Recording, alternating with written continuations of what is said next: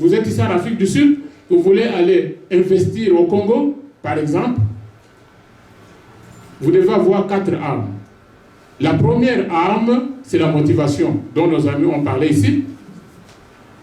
Donc, dans notre formation, nous allons vous motiver. Ça, c'est la première arme. La deuxième arme, c'est la connaissance. C'est ce que nous allons vous donner. Et l'agricole va vous donner la connaissance en agriculture. Troisième chose que vous devez avoir, c'est l'argent. L'argent. Mais seul, vous ne pouvez pas avoir l'argent pour faire un projet viable en agriculture. C'est pour cela que dans une coopérative, nous trouverons cet argent. Parce que l'union fait. Quatrième chose qu'il peut deviner, nous avons la motivation, la connaissance, l'argent. Quelle est la quatrième chose? L'espace. Est-ce que nous avons besoin d'espace au Congo? Nous avons beaucoup d'espace. Figurez-vous, on vous dit que le Congo a 80 millions d'hectares qui ne sont pas cultivés. Et que le Congo a 80 millions de gens. Si on allait réclamer ce terrain pour diviser, ça veut dire que chacun de nous aura un hectare. Et si vous êtes dans une famille, vous êtes à 7, ça veut dire que vous aurez 7 hectares. Qu'est-ce que vous ne pouvez pas faire sur cet hectare? Parce que l'agriculture que nous allons apprendre ici, en Afrique du Sud, c'est une culture intensive, même sur un hectare, vous pouvez investir beaucoup d'argent. C'est ce que les gens font dans ce pays et dans les autres pays qui ont progressé dans l'agriculture. Et que nous ne savons pas, nous sommes des spectateurs. Alors, qu'est-ce que nous allons voir dans le premier projet que nous avons déjà évalué? C'est l'analyse du sol. Depuis le temps de l'indépendance, on avait fait des cartes géographiques des zones de production dans notre pays. Mais personne n'est revenu pour refaire ces cartes parce que le temps a passé plus d'un demi-siècle ou un siècle. Vous voyez que le sol change, le climat change. Il nous faut de nouvelles cartes géographiques, de nouvelles cartes d'agriculture, de nouvelles zones de production. Ce n'est pas seulement qu'on va produire le maïs seulement à KCC, non. Donc, avec notre formation, vous aurez la facilité de tester le sol avec les kits que nous allons vous donner pour pouvoir analyser le sol. Parce que vous ne pouvez pas investir dans un sol que vous ne connaissez pas. Vous jetez de l'argent. Chez nous, si on ne fait pas l'agriculture, ce n'est pas parce que les gens ne travaillent pas. Ils travaillent très dur, 3, 4, 5 hectares à la fin, il n'y a rien. C'est ça le problème. Donc nous devons tester le sol. Je veux quand même ajouter un petit détail ici. Le sol, c'est comme l'être humain. Le sol se nourrit, le sol contient des minéraux, des éléments chimiques. Il y a 3 groupes d'éléments chimiques qui sont dans le sol. Vous voyez? Donc vous devez connaître quel groupe est dans le sol et lequel n'est pas là pour le compléter.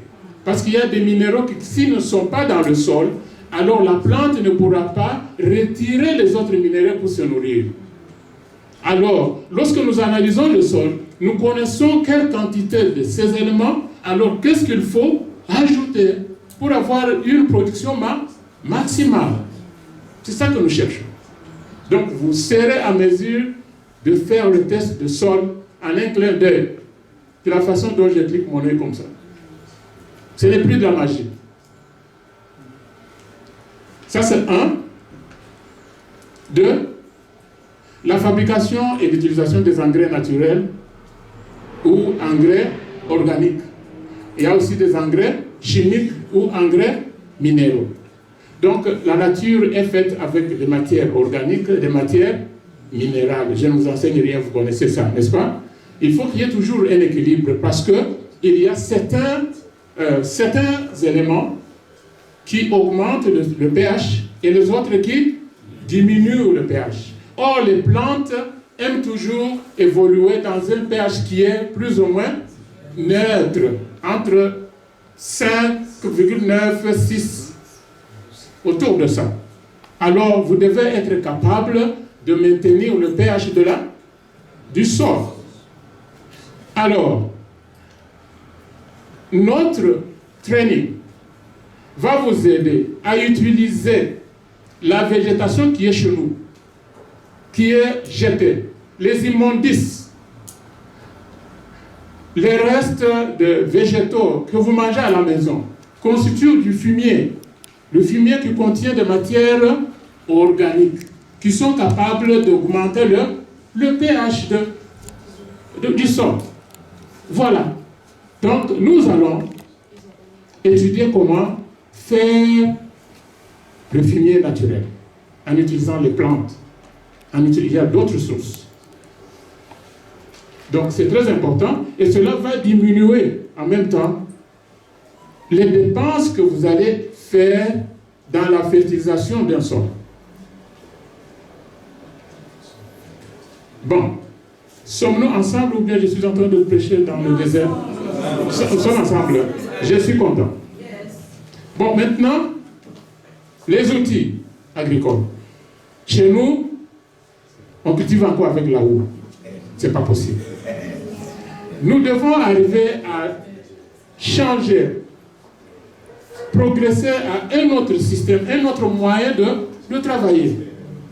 Alors, c'est pour cela que nous allons vous introduire à une connaissance des outils semi-modernes et des outils modernes. Par exemple, un grand tracteur, les gros tracteurs, là, ce sont des outils modernes. Mais les petits tracteurs que vous pouvez pousser, vous êtes derrière, vous poussez. Et ça peut même s'aimer. Ça, c'est semi-moderne. Donc, pour que tout le monde se retrouve, il ne faut pas qu'on attende, oh, les investisseurs sont en train de venir. Les investisseurs sont en train de venir. Où sont ces investisseurs-là? Ce sont des coopératives. Ce sont des coopératives, aujourd'hui, comme le président de la République a déclaré, ouvertement au monde entier, que l'agriculture, c'est la voie. C'est vrai. Tous ces pays qui se sont glissés au top, premier, deuxième, la Chine, les Amériques, c'est toujours pas l'agriculture. Alors nous ne devons pas rester spectateurs. Nous devons entrer en jeu. Avec le peu que nous pouvons avoir ici.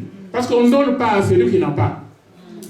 Si nous avons quelque chose dans notre coopérative, alors quelqu'un va dire non. Ils ont quand même fait un effort, alors on ajoute. Donc, le signal est parti. Qu'il revienne vite. Donc, c'est d'une manière générale, les outils, il y a beaucoup d'outils que nous pouvons utiliser.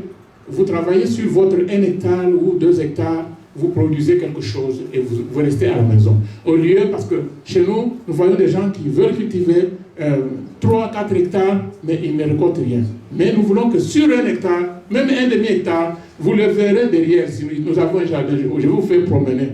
Et ce jardin nourrit tous les membres fondateurs, les voisins, les gens du quartier, ils viennent prendre gratuitement ça. Vous voyez ça? Donc, c'est pour dire que sur un espace, un petit espace, vous pouvez investir beaucoup et récolter beaucoup. C'est ce que nous allons faire. Et puis, les techniques d'irrigation. Je vous ai dit que ces domaines sont des domaines de formation, ce sont des opportunités.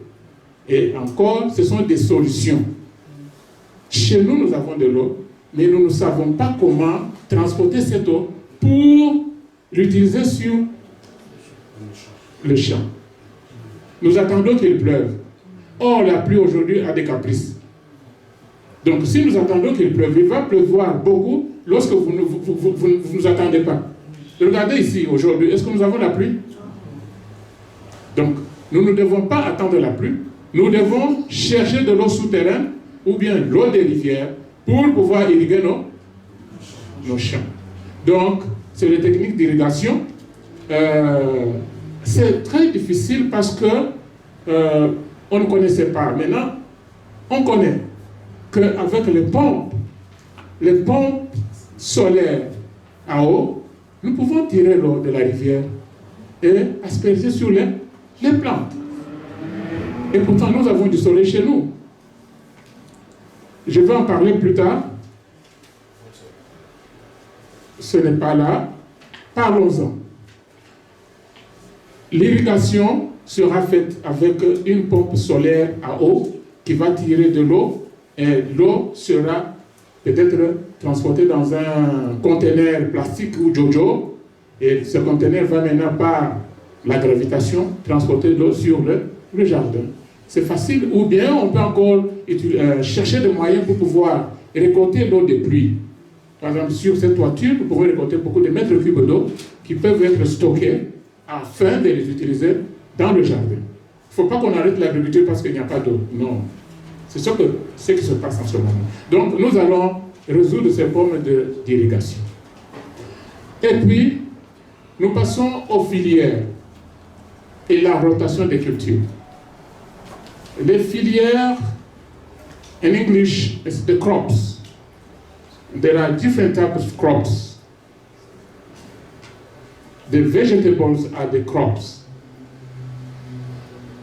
The cash crops, c'est-à-dire les plantes commerciales, par exemple le thé, le café, les VA.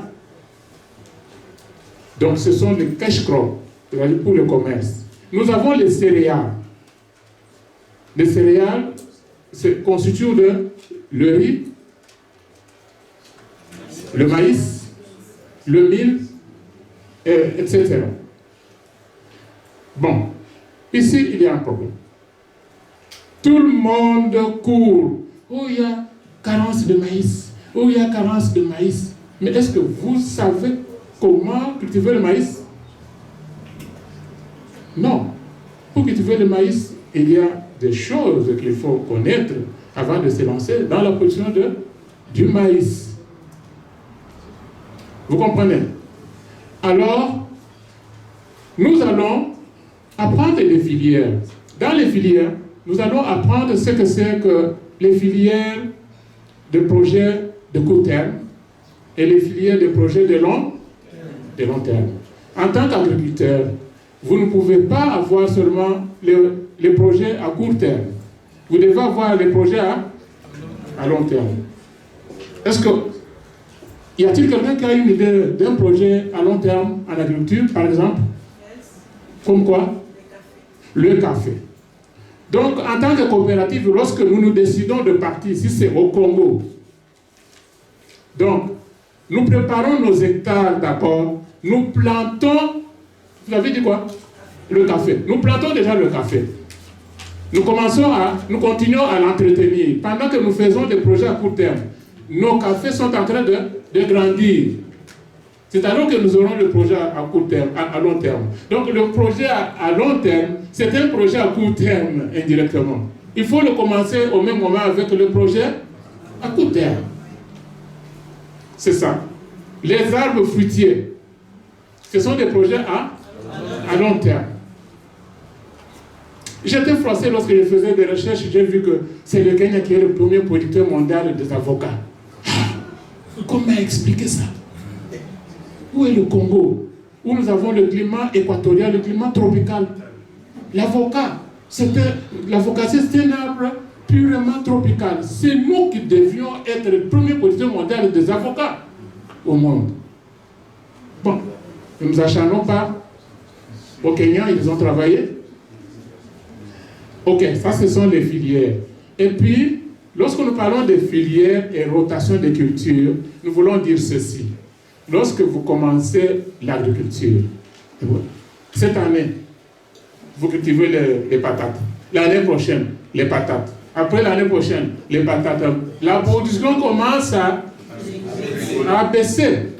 Donc, nous allons vous enseigner comment. We'll teach you how to program your farming.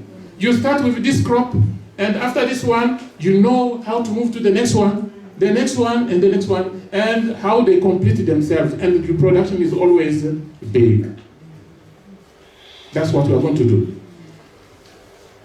Yes? How many minutes have I done now? Because we need to have questions and answers. I'm about to finish. La conservation des produits agricoles. How do we conserve? How do we stop?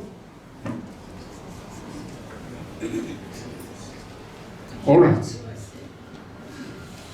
Le maïs, par exemple. Avant de cultiver le maïs, il faut d'abord commencer par construire les silos. Vous n'avez pas de silos, vous vous lancez déjà à acheter des tracteurs, vous commencez à cultiver. Maintenant, vous allez mettre ce maïs là-haut. Donc, nous allons étudier les moyens par lesquels nous pouvons avoir même des petits silos qui nous permettront de conserver certains grains, même en famille, dans notre coopérative, lorsque nous allons lorsque nous allons nous implanter dans les sites, nous devons avoir un silo pour nous. C'est obligatoire d'avoir un silo où nous allons garder les grains. Vous connaissez l'importance du silo? Parce que dans les silos, nous travaillons avec la température, avec l'humidité, et nous luttons contre les insectes. Voilà. La fabrication et l'utilisation des insecticides naturels. Aujourd'hui, il y a beaucoup de maladies. There are a lot of sicknesses, diseases coming from the use of this insecticide. We want the environment to be safe by using the product that can still promote your health. Otherwise, we are going to find ourselves into the same packet with other countries. Now, they've already spoiled their environment. They don't know what to do. Right now, the honey, there is no way to produce enough honey because the bees have been chased away from their homes by the insecticide. That's why maybe when you buy a bottle of honey today, you put it in a cup somewhere. What's going to happen? There is a coagulation at the bottom there. Have you seen that? Yes. It's not the true honey. The true honey does not coagulate. People are now making sugar, mixing stuff for you to eat like a honey. Yeah. We don't have honey anymore. And the only place, at my knowledge, where we can have the true honey is in Congo. It's in Congo.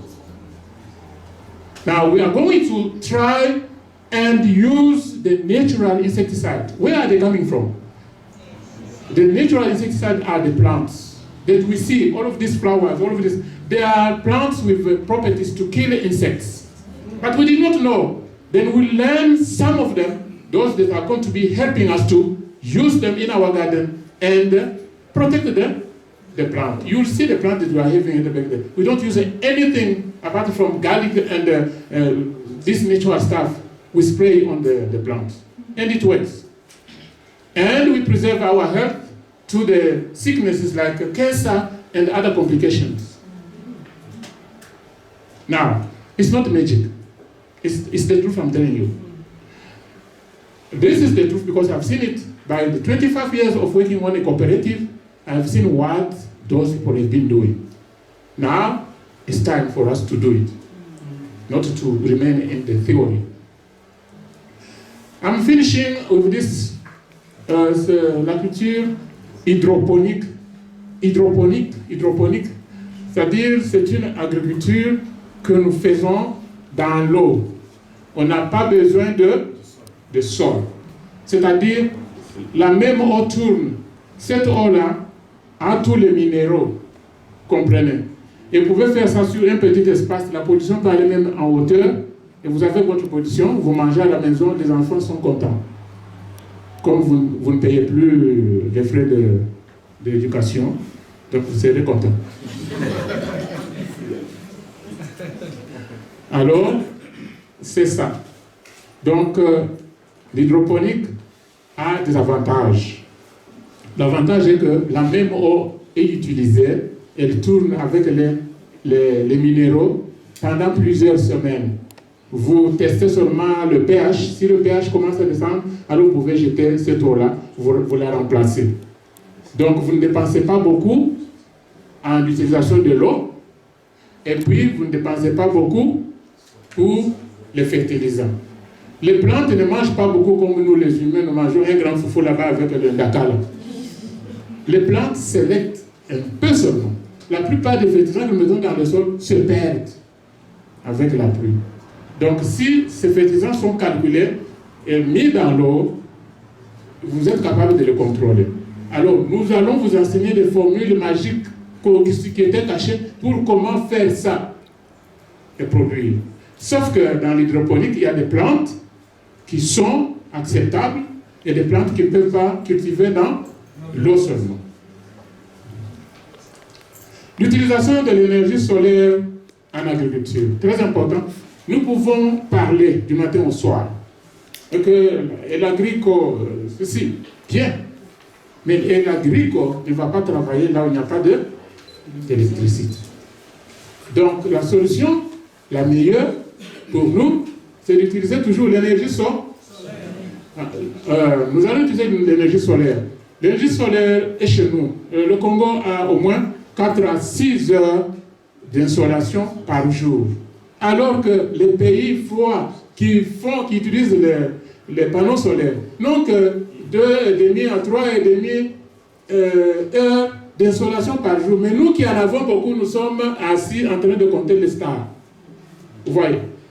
Donc, it's a way of us warning each other that no, we can use l'énergie solaire, l'énergie renouvelable. Mais il y a un problème autour de cette énergie, parce que nous devons savoir comment utiliser cette énergie.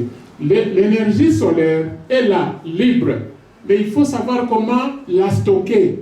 C'est ça le plus grand problème. Nous devons savoir comment stocker cette énergie dans les batteries. Et pour transporter les batteries de l'Afrique du Sud jusqu'au Congo, vous allez payer combien? Beaucoup d'argent. Donc il faut nécessairement que, oui, au début nous allons les acheter, mais qu'il y ait quand même une société qui va fabriquer des batteries sur place chez nous. Même les panneaux solaires. Je pense que vous êtes en train d'enregistrer ceci, parce que je lance un message maintenant au gouvernement, que nous devons avoir une société qui fabrique les panneaux solaires et les batteries. Parce que les batteries qui sont utilisées pour la transformation de l'énergie solaire dans l'énergie électrique, ce ne sont pas les batteries de la voiture. Parce que j'ai vu chez nous quelqu'un qui veut installer le panneau solaire, il va prendre la batterie de la voiture pour mettre là-bas. La voiture ne va pas travailler. Alors, nous allons avoir des notions de base. Nous allons appeler des spécialistes qui vont nous aider sur comment installer un panneau solaire. Quels sont les composants ou bien les éléments qu'il faut ajouter pour conserver l'énergie. Le secret autour de cette énergie est que lorsque le soleil vient, l'énergie est transformée directement. Lorsqu'il y a des activités qui se font pendant la journée, ça va. La batterie transfère cette énergie. Mais maintenant, lorsqu'il n'y a pas de soleil, il pleut abondamment, comme c'est le cas au Congo par exemple. Donc ce jour-là, vous allez dire que nous n'allons pas travailler l'agriculture parce qu'il a plu. Non, nous devons avoir une batterie pour stocker cette énergie-là. Donc c'est ça, en grosso modo. Et puis nous avons, le dernier point, c'est la fabrication des jus à partir des produits locaux. Chez nous, il y a beaucoup de fruits qui sont en train de pourrir. Les mangues, les massousous.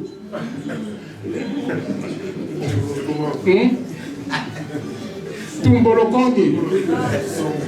Il y a beaucoup, hein, je ne sais pas. Mamouma Kachama, Mamouma Ndundu. Tous ces fruits-là, on ne sait même pas en tirer profit. Donc, nous pouvons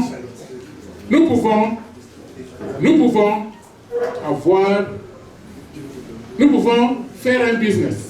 Comme il fait chaud chez nous, nous pouvons avoir une fabrique de jus de fruits de chez nous. C'est possible. Alors, sur ce, je termine sur les végétaux. Je ne veux pas être trop long. Maintenant, nous allons du côté agriculture. Ça, c'est plus court parce que dans l'agriculture, nous avons aussi tourné à l'autre, oui.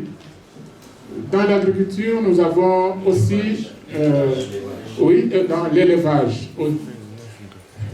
In English, we say agriculture. When you say agriculture, it's everything. Agriculture and animal husbandry. Lorsque je suis allé à Pretoria, on dit animal husbandry. Non, animal husbandry. Donc ça, c'est l'élevage. Alors, le français est beaucoup plus explicite parce que là-bas, nous avons l'agriculture et l'élevage. Il n'y a pas une bonne agriculture sans. Il n'y a pas un bon élevage sans. Donc, même si nous voulons aller aujourd'hui, nous devons aller avec des projets, les uns mixtes. Parce qu'on ne peut pas jeter tout l'argent dans un seul panier, mais on ne va pas le jeter, ça je le sais. Mais ce que je voudrais dire est que les matières fécales des animaux apportent le fumier pour les plantes. Et les plantes sont utilisées par les animaux. Donc nous devons balancer ces choses-là. Ça doit être équilibré. Alors, comment fabriquer les aliments des ovins, bovins, porcs, lapins et poules? Donc, chez nous, on ne fait pas l'élevage parce que d'abord, on ne connaît pas quel aliment il faut donner à l'animal. On pense que le porc, c'est un animal sale. L'enfant chie, on lui donne. Les restes que vous mangez, même quelqu'un qui a la tuberculose, on donne. C'est pas ça. Le porc, c'est l'animal le plus propre. Parce que lorsque vous voulez élever le porc, il faut vous assurer que vous avez un bassin d'eau. Parce que le porc doit se laver tous les jours. Donc, nous allons vous enseigner comment fabriquer ces aliments. Ce n'est pas de la magie. Vraiment, ce n'est pas de la magie. Avec les choses qui sont chez nous, nous allons les fabriquer. Alors, vous voyez que c'est une opportunité. Beaucoup de gens se lancent dans l'élevage des porcs sans savoir pourquoi. Mais nous avons les cobayes, nous avons les lapins. Je vais passer sur ça. Les lapins et les cobayes, ce sont des petits animaux qui peuvent nous aider dans l'alimentation de subsistance. Vous pouvez les avoir à la maison. Alors, et vous avez à manger. Mais si vous êtes capable de trouver un marché, vous pouvez trouver un marché. Je vois qu'il y a des communautés qui aiment beaucoup les lapins. Et vous savez qu'une lapine met bas après combien de temps? 29 jours. Chaque 29 jours, vous avez même 15 ou 18 petits. J'avais essayé ça en Mpumalanga lorsque je revenais du travail. Les gens commencent à me téléphoner. Et tes lapins se trouvent ici. Et c'est là-bas. Donc chaque dimanche, je dois construire une nouvelle maternité. Vous voyez. Donc, c'est très rapide. Si nous voulons avoir des protéines rapidement, nous allons dans la cobaye et les lapins. Dans une année, vous le trouvez là. Mais malheureusement, je ne comprends pas. La façon dont on fait l'élevage de ces lapins, de ces cobayes, on les met dans une case où on vit là, et puis il y a de la chaleur, et puis ces lapins. Le lapin, c'est un animal qui vit dans un milieu froid, pas dans un milieu. Quand ils atteignent le nombre de 20, ils commencent à mourir d'eux-mêmes. Donc, nous allons apprendre le principe. Généralement, pour les poulets, les chèvres, tout ça, donc c'est encore des projets très viands. Nous avons aussi les chèvres et les moutons. La chèvre, c'est la viande par excellence dans le monde, donc on connaît ça. Et la chèvre est facile à élever parce qu'elle mange tout, elle est sélective aussi. Et puis les porcs, c'est très rentable. Mais pour toutes ces lignées d'élevage, qu'est-ce que vous devez apprendre? Nous n'allons pas vous rendre médecin vétérinaire. Oh, ingénieur agronome. Nous vous donnons les notions de base pour que vous puissiez vous défendre. Quelles sont les notions de base dans l'élevage et l'agriculture? Par exemple, d'abord, quelle est la race que nous allons utiliser? D'abord la race. Lorsque nous trouvons la race, quel est l'aliment que nous allons leur donner? Parce que nous fabriquons déjà des aliments, nous savons quel aliment nous allons leur donner. La nutrition. Et comment ils vont se reproduire? Vous comprenez? Parce que les animaux ont des signes qui disent que oh, la femelle veut un mâle. Donc vous devez être capable de comprendre que dans cette femelle, il faut un mâle pour qu'il y ait la reproduction. Et il y a aussi des saisons. Vous voyez? Donc nous devons apprendre toutes ces choses-là. Et vous devez avoir le kit d'urgence pour soigner les animaux. Quelles sont les choses de base dont vous avez besoin juste pour soigner vos animaux? Et puis, nous allons apprendre aussi comment les vendre, comment vendre votre viande. Donc, l'animal doit être bien, comment on dit ça? Abattu, bien abattu pour que la viande ait une bonne saveur. Ok. Nous avons aussi la lutte contre les... Comment vous allez lutter contre le paludisme avec ce kit-là?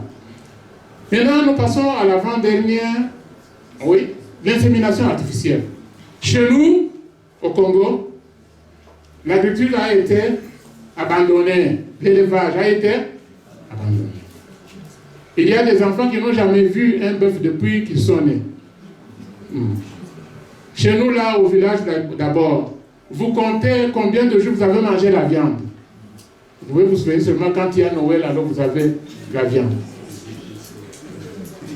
Alors, l'insémination artificielle, c'est pour que nous puissions avoir une bonne race de reproduction. Si nous ne pouvons pas l'avoir, nous pouvons acheter des semences pour inséminer dans les femelles de nos animaux. Vous voyez? Et puis créer une grossesse, ce n'est pas superficiel ou artificiel. Non, ce n'est pas artificiel. On a seulement gardé les semences dans des conditions favorables pour que ces semences puissent se reproduire. Donc, ce sont des choses faisables. Et puis, nous avons la conservation des produits animaux. Comment conserver la viande, comment conserver. Nous devons connaître quelques notions. Et puis, la pisciculture. La pisciculture, c'est l'élevage de poissons. Oui, nous avons beaucoup de rivières chez nous, mais qu'est-ce qui s'est passé? On a essayé les gens ont tué beaucoup de poissons. Ils mettent des produits toxiques. Ils tuent même les petits poissons. Maintenant, les pêcheurs ne captent plus de poissons. Alors, nous pouvons élever le poisson à la maison. C'est possible et c'est rentable. Sur ce, je termine mon exposé. J'ai pris beaucoup de temps, n'est-ce pas? C'était plus clair. Bon, en grosso modo. Sorry? Oui, en grosso modo, qu'est-ce que je vous dis? Pour terminer. Pour terminer, je dis que le Congo a beaucoup de richesses naturelles. Il est temps que nous pouvons partir, transformer ces richesses naturelles en richesses matérielles. Les investisseurs que nous attendons là, c'est vous. Vous êtes le premier investisseur dans votre pays. C'est lui qu'on attend là. Je crois que nous avons déjà été victimes, moi-même personnellement, victime, parce que nous avons vécu à l'étranger longtemps et on s'est dit, on rentre chez nous pour développer chez nous et faire que notre peuple ne puisse pas rester dans la misère, mais que nous progressions ensemble. Nous avons été butés à beaucoup de problèmes. D'abord, pour que notre projet puisse aller de l'avant, nous avons besoin d'un appui politique. J'avais entendu, vous avez dit que ce n'est pas politique, mais nous avons besoin de ça. Parce que c'est à partir de cette politique que nous allons avoir l'accès. Si nous avons l'appui politique, nous saurons comment évoluer. Parce qu'ils peuvent vous empêcher d'évoluer. ils vont aussi vous empêcher d'écouler votre production. Vous pouvez produire beaucoup. Nous avons été, nous-mêmes, on a produit beaucoup de poulets de chair qu'on ne savait pas écouler. On était victime de beaucoup de choses. On a produit beaucoup de poulets, on ne savait pas où les vendre. Tout le terrain était miné. Vous allez dans les chambres froides, on vous dit ici on ne prend pas vos produits parce qu'on a des poulets moins chers qui viennent du Brésil ou de quelque part. Donc nous devons avoir l'appui politique avant toute chose. Et ça va ouvrir les portes à beaucoup de choses. Et être sûr que quand nous avons produit, nous savons aussi écouler. C'est très important. Merci beaucoup. Bonjour à tous. Moi, c'est Didier Dikamba, le président de l'UDPS, ici en Afrique du Sud, la fédération, président provisoire. J'ai vu que vous parlez de la politique. C'est très important. Nous avons parlé avec le docteur quand il est venu me voir. Et je crois que, personnellement, j'étais à Kin au mois de janvier. Et l'entourage du président, ils nous ont dit, vous êtes à l'étranger, amenez-nous des projets. Et nous allons vous soutenir. Alors, étant membre de l'UDPS, j'ai dit au docteur Gandou, que je remercie vraiment quand il est venu me voir, c'est quelque chose de très important. Ce qu'il est en train de faire, c'est parmi les chantiers du président de la République, l'agriculture, les chantiers de base. Parce que nous devons savoir ce que nous voulons. Alors, nous allons l'appuyer. Nous allons faire que ce projet passe. Nous allons utiliser tous les moyens possibles pour que ce projet passe. Et ça,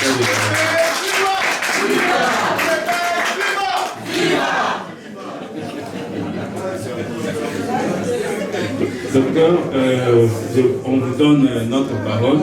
Nous allons vraiment nous impliquer dans ce projet ici. Et surtout parce que ça va aider notre population.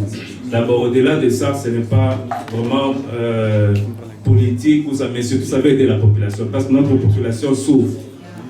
Les besoins primaires, on n'est même pas à mesure d'avoir un jardin, on ne sait même pas manger, on ne sait même pas avoir la viande, même les poissons. C'est vraiment difficile. Je pense que si on soutient le docteur et surtout que la politique, l'UDPS, moi je parle au nom de l'UDPS, je parle au nom de notre parti, l'UDPS s'implique dans ça et je pense que ce projet va marcher et on va aller de l'avant.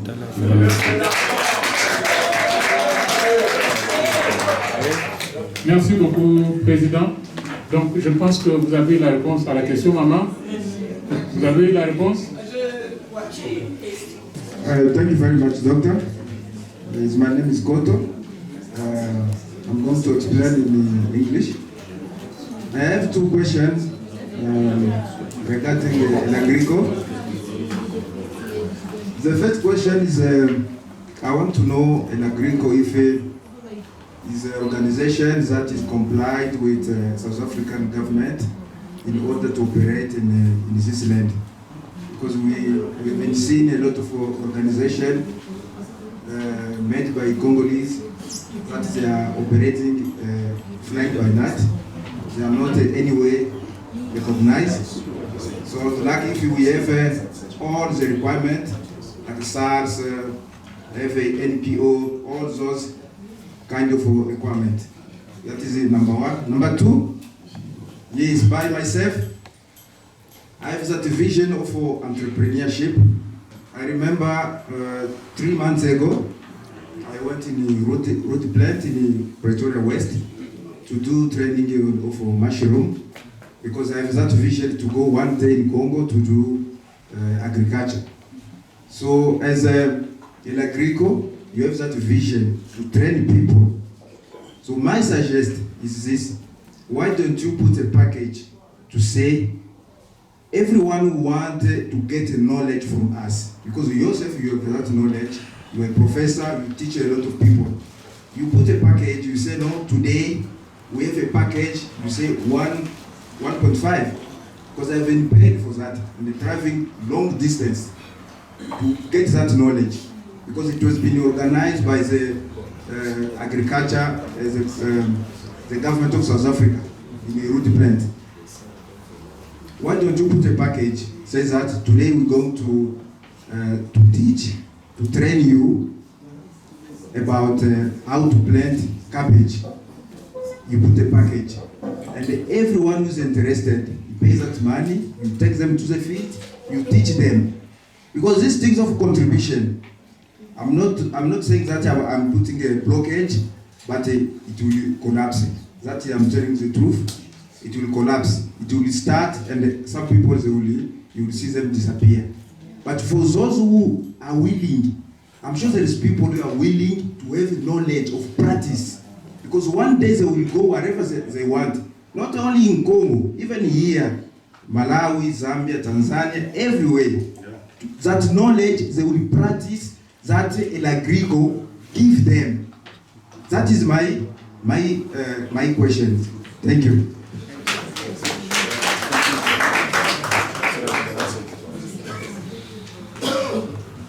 Thank you, sir, for your questions. The first question about registration. We have all documentations in the pipeline with the accountants, but we waited for this occasion so that at least we have to select members that are going to be committee signing the papers, because we want a sound committee. You understand? Now, that is not a problem. It's a matter of phoning the accountant. Okay? It's okay. Then we open the bank account. No problem. Because El Agrico is not going to have only projects outside of the Congo. There are people who are living here. Isn't it? They will stay here. Then one of the speakers said that we are not going to remain only in agriculture. We can do some other stuff.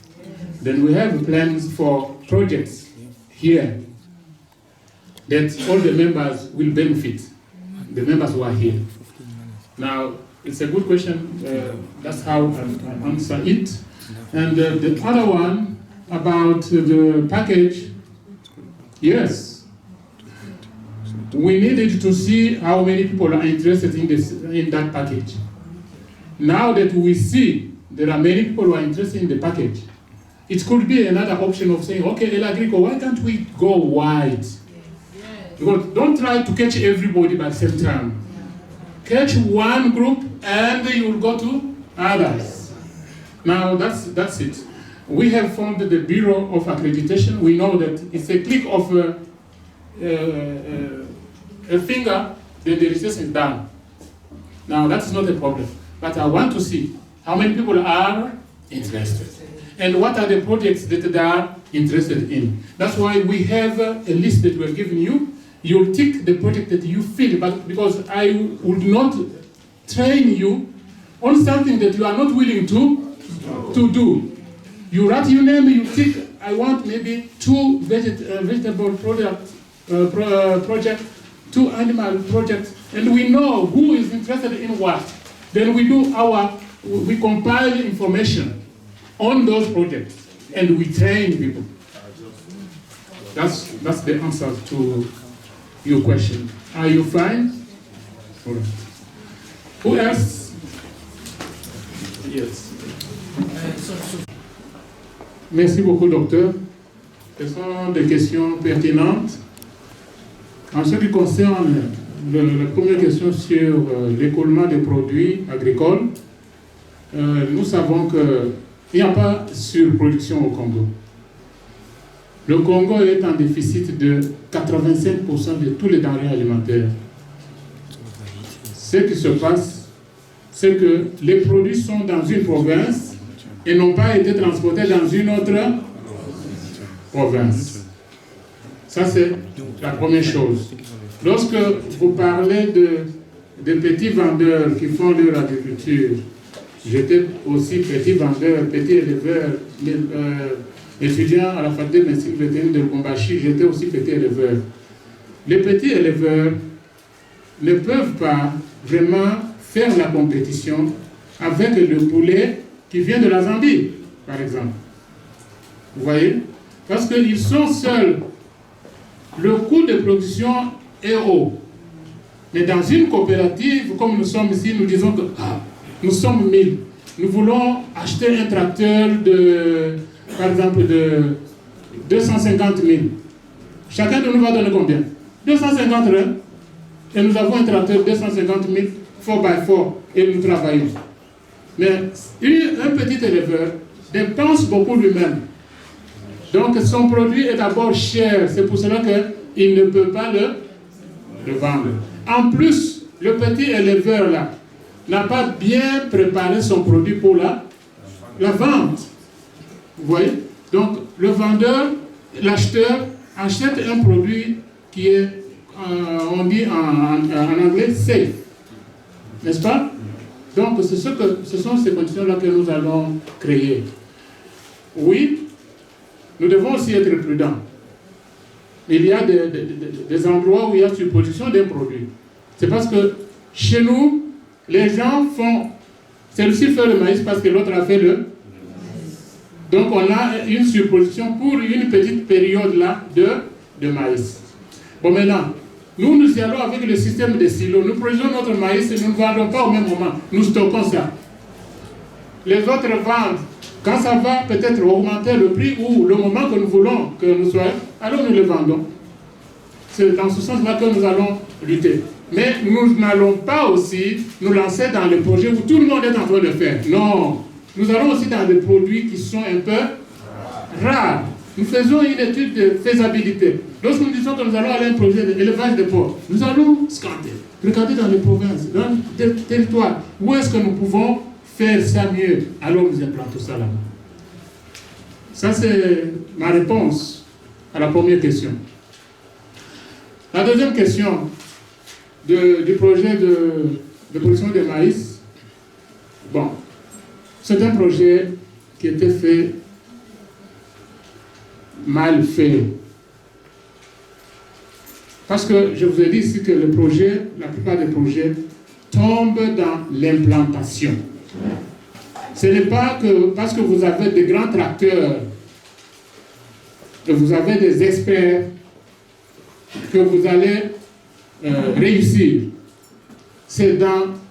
La réussite se trouve dans la façon dont vous allez implanter votre projet. Et l'agrico est différent dans ce sens. Nous allons là-bas pour promouvoir votre sécurité alimentaire.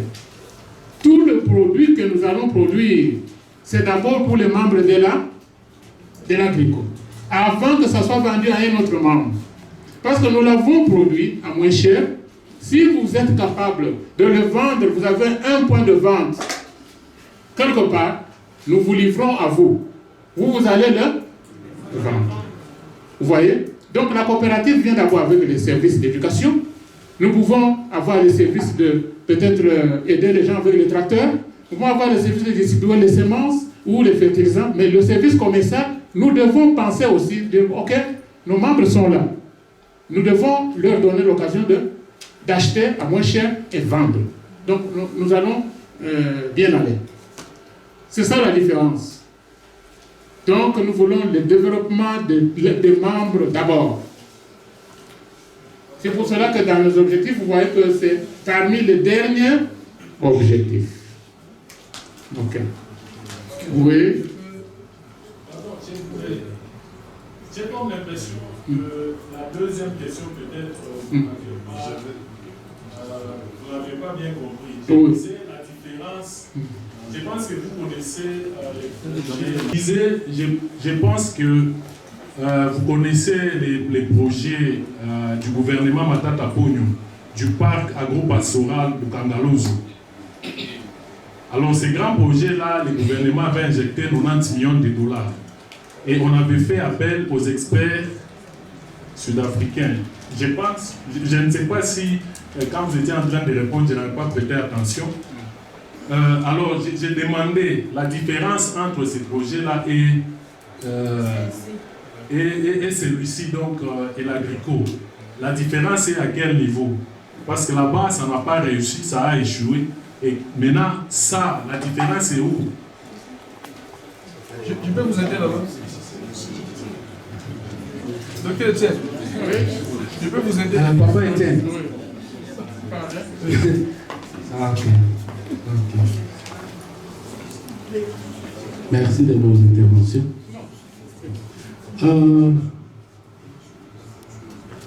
Ici, ce n'est pas un projet de gouvernement. Ici, c'est moi et vous. On se met ensemble. On détermine quel projet on va faire. Et puis, on commence petit. Et puis, pour élargir à un grand scale. Vous avez compris? Si le gouvernement se décide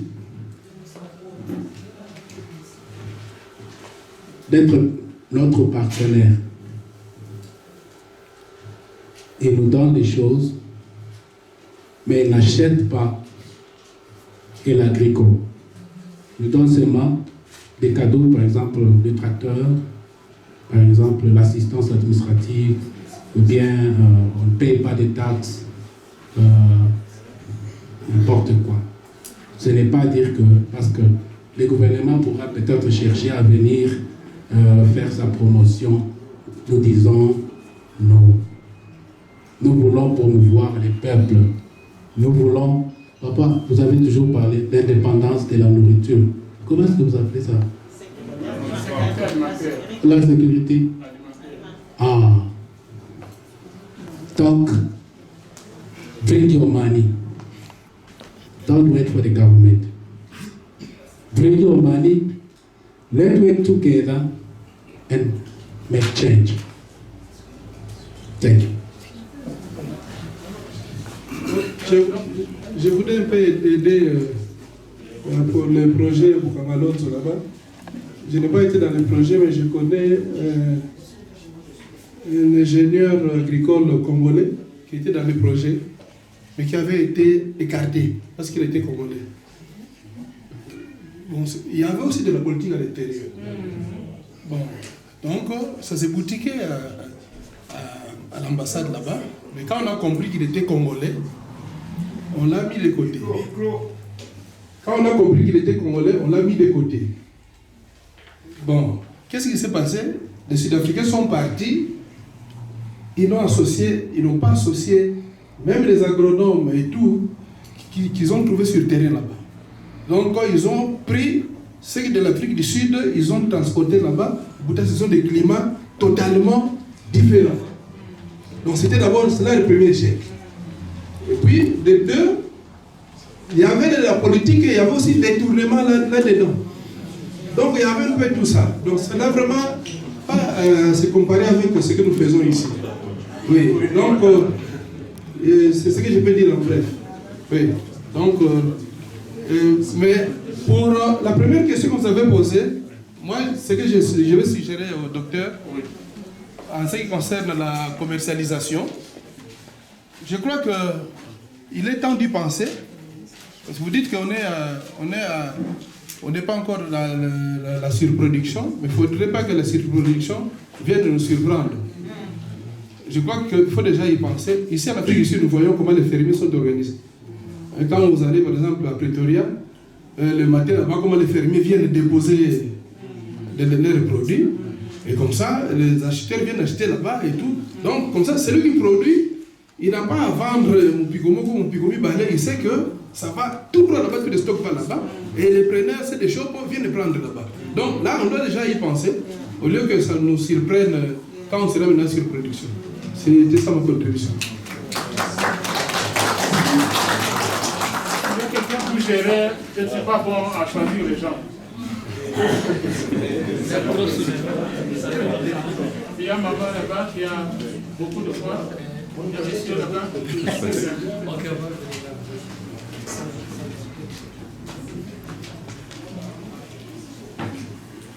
Merci pour la parole. À la deuxième question de Dr Viana, moi je pense que l'une des différences entre Bukangalonzo et l'agricole, si bien j'ai bien suivi, Bukangalozo, c'était un projet du gouvernement dont les experts ont été importés sans connaissance aucune de la réalité locale. Et l'Agrico semble avoir des experts en son sein et même l'investisseur, c'est l'Agrico lui-même. Bukangalozo a échoué à cause de la politique. Alors, comme on ne fait pas de la politique ici, mais on sait que quand la politique est mauvaise, elle empiète sur d'autres domaines. Cependant, je voulais seulement éclairer ces deux points, que l'expert ne peut pas mettre son argent en jeu, investir et voir comment ça échoue. Il fait lui-même le suivi en tant qu'expert. Les experts du Congo sur le projet Bukangalozo, la réalité leur avait échappé. Merci.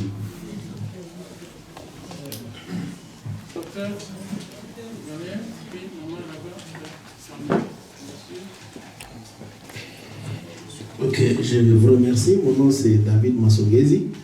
Je crois que peut-être on n'a pas bien compris le frère. S'il vous plaît, j'aime bien quand on est en train de faire les histoires de projets, regarder tous les aspects positifs comme négatifs. Et je voulais juste élever quelque chose qu'il a dit.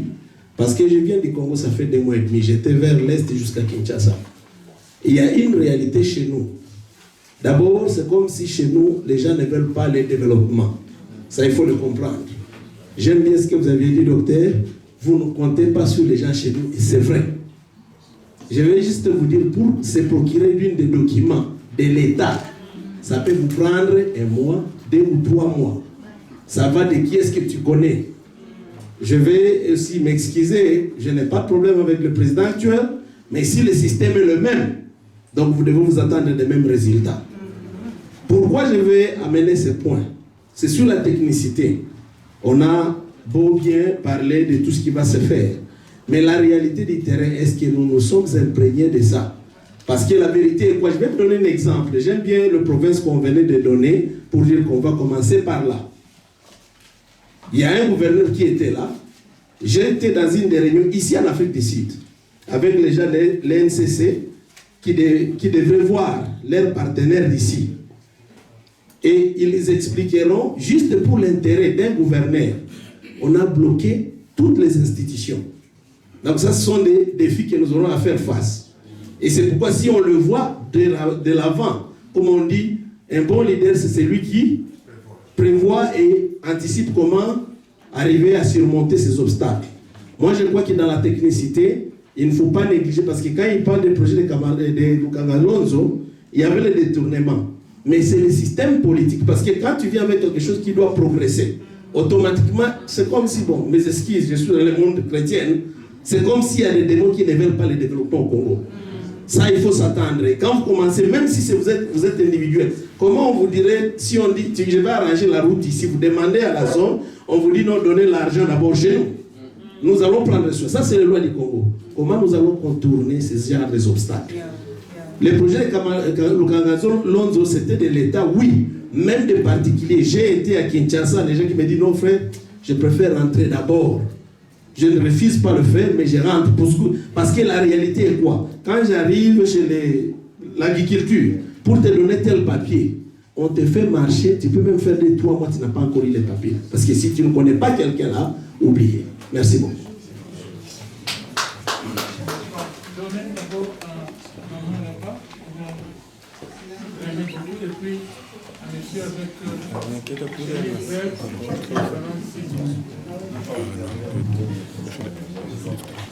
Bonjour à tous, merci beaucoup docteur. Cette initiative est très très bonne. Quand j'ai entendu ça, j'étais la première à vouloir partir.